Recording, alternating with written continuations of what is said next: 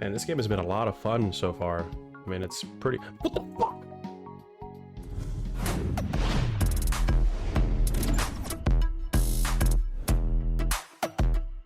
Welcome to Random Game Reviews. My name is Kevin and thank you for watching. If you haven't already liked and subscribed to watch more content, please go ahead and do so if you found value in this video. But without further ado, let us begin, Bible.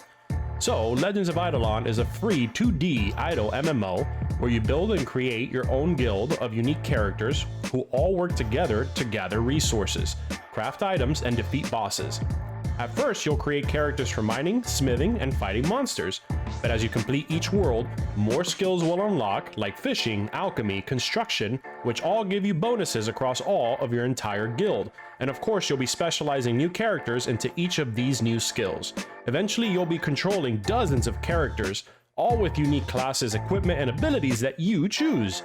Each one will work while you're offline as well, so your progression never stops. So it's a different take on an MMO, where you get to create multiple characters to help your progression, which is amazing if you ask me.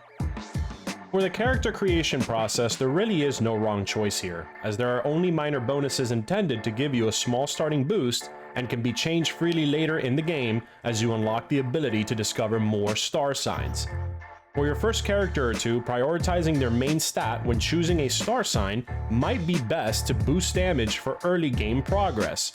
But for your later characters, it might be more wise to invest in the star signs that boost the character's accuracy, as a primary stat is not a good choice for a DPS build, but rather for skilling builds.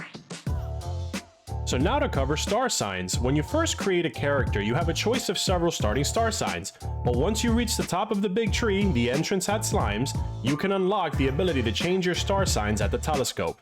Completing the telescope quest allows you to interact with constellations hidden around the game world and unlock/equip new star signs. In order to get new star signs, you will first need to complete constellations.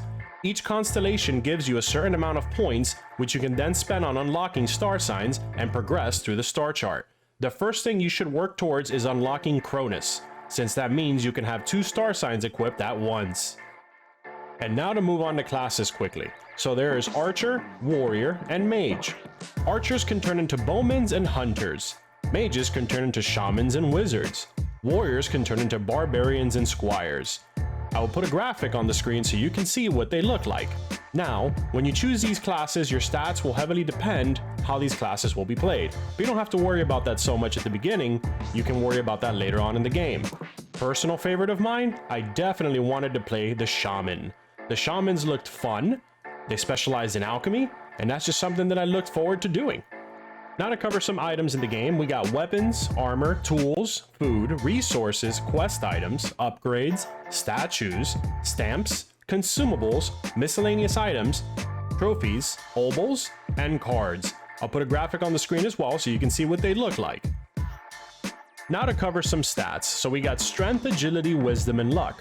This is pretty standard across almost every MMO. I'll put some graphics in the link in the description below so you kind of understand what to look for in terms of what character you are creating. For skilling, there is mining power, chopping power, fishing power, catching, alchemy, and skilling XP gains. Now this is where it gets interesting. There is also fighting AFK gains, but I won't pretend to be an expert in this area. You definitely want to do your research to see what stats will help you while you are AFK and you are still grinding your character to freedom. So now for the verdict. Honestly, guys, I played this game for 3 hours and I completely lost track of time, which is a good sign of a game that's addicting and fun. It is one of those games that feels like blissful entertainment. You kind of just lose track of time, and the best part about this game, in my opinion, is that you can take it anywhere with you in mobile. So if you want to continue progressing and you're at work, you probably shouldn't be using your phone, but if you are at work and you want to keep progressing with your character, you might as well pop open your phone quickly, do whatever stat you want to focus on, and continue your progression. So based on everything that we've talked about, we're going to score this game an 8 out of 10. And the reason for that is because it's a fun time sink where you will not get bored. You're definitely going to want to log on and keep progressing, and you're going to get addicted and not understand why.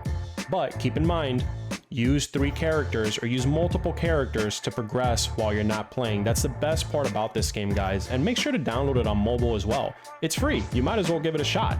But other than that, thank you so much for watching Random Game Reviews, and we'll see you on the next one. Love you. Thank you so much, and have a wonderful day.